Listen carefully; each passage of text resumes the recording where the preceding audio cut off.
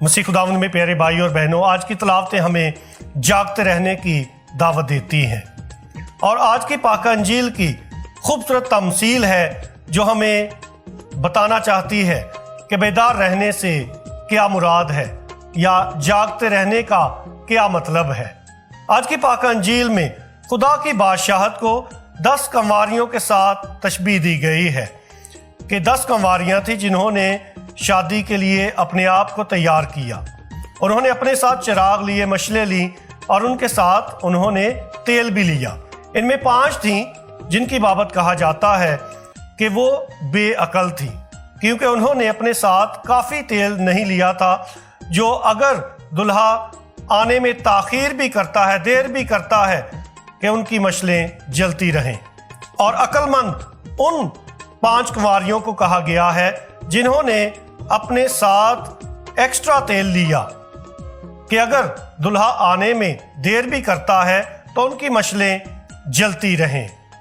लिहाजा ये 5 कंवारियाँ जो अक्लमंद हैं उन्होंने हिकमत और दानाई का मुजाहरा किया है, उन्होंने बेहतरीन तैयारी की है। और जो बेअकल हैं उनको बेअकल इसलिए कहा गया है क्योंकि उन्होंने हिकमत को इस्तेमाल नहीं किया। आज की पहली तलावत जो है ये हिकमत को शानदार कहती है कि हिकमत शानदार है, पसमुर्दा नहीं होती, यानी मध्यम नहीं पड़ती। और वो 5 कंवारियाँ जिनको बेअकल कहा गया है उनकी हिकमत यकीनी तौर पे पसमुर्दा हो गई थी।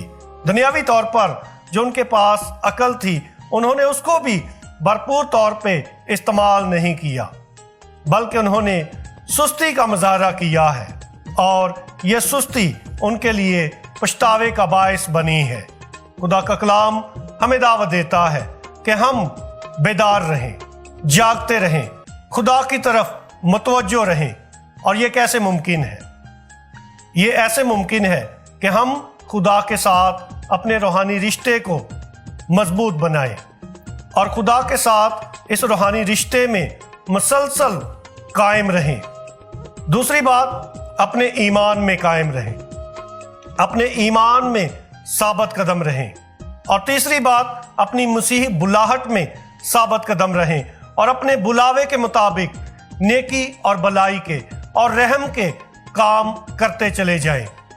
अपने बहन भाइयों की मदद भी करते चले जाएं जो ज़रूरतमंद हैं। खुदा के बड़े हुक्म के मुताबिक, हुक्म अजीम के मुताबिक अपनी ज़िंदगी बसर करते जाएं।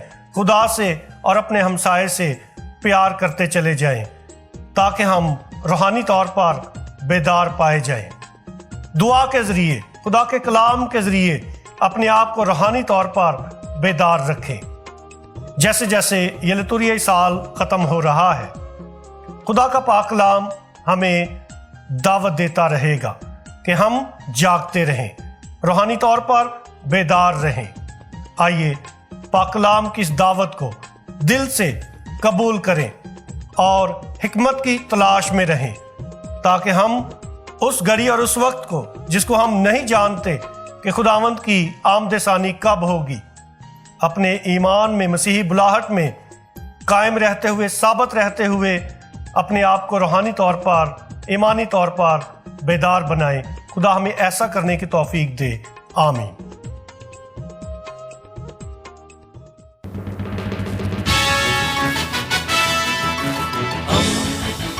दोस्ती का पैगंबर, रेडियो वेरितास एशिया।